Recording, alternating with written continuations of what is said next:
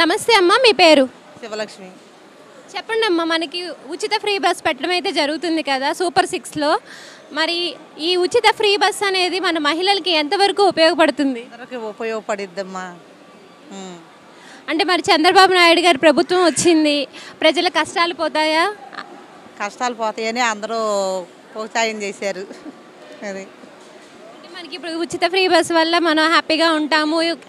హ్యాపీగా ఉంటాము. అంత కష్టాలని తొలిపోతాయని ఆలోచిస్తాను.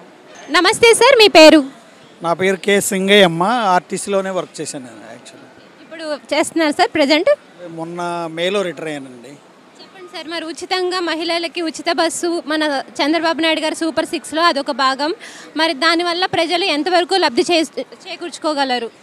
బాగానే ఉంటుందమ్మా. అందరికీ లేడీస్ అందరికీ ఉపయోగం కదమ్మా. అది బాగానే ఉపయోగపడుతుంది.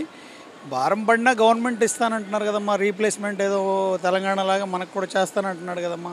ఆల్రెడీ హైదరాబాద్లో ఇలాంటి ఉచిత బస్సు వల్ల మెట్రో కూడా దెబ్బతినే పరిస్థితికి వచ్చింది. మెట్రో కూడా మూసివేసుకుంటాము అని చెప్పి అనౌన్స్ చేయడం అయితే జరుగుతుంది. మరి అలాంటి పరిస్థితుల్లో ఇక్కడికి వస్తే ఆల్రెడీ మనం అప్పుల్లో ఉన్నాము. మరి ఈ భారం మనం ఎంతవరకు మోయగలం? గవర్నమెంట్ వేరు చేస్తానంటుంది కదమ్మా. ఆర్టీసీ మీద భారం పడకుండా చేస్తానంటుంది కదా. ఆల్రెడీ మనం అప్పుల్లో ఉన్నాం కదా సార్. ఇప్పుడు ఆల్రెడీ అప్పుల్లోనే ఉన్నాము. ఇంకా పథకాలు గత ప్రభుత్వం కన్నా ఇప్పుడు ఇంకా ఎక్కువ పథకాలతో వచ్చాము. అంటే మరి ఇంకా ఈ అప్పుల భారం ఇంకా ఎక్కువ అవుతుంది, కానీ అయితే తగ్గదు కదా. ఆయన చంద్రబాబు నాయుడు ప్లానింగ్ తోటే ఉంటాడమ్మా. ఆయన అన్ని ప్లాన్ ప్రకారమే చేస్తాడు. దానికి వేరే రీప్లేస్మెంట్ ఉంటుంది.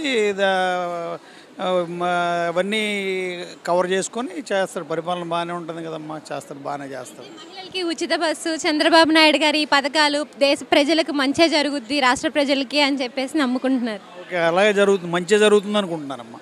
Okay sir, thank you.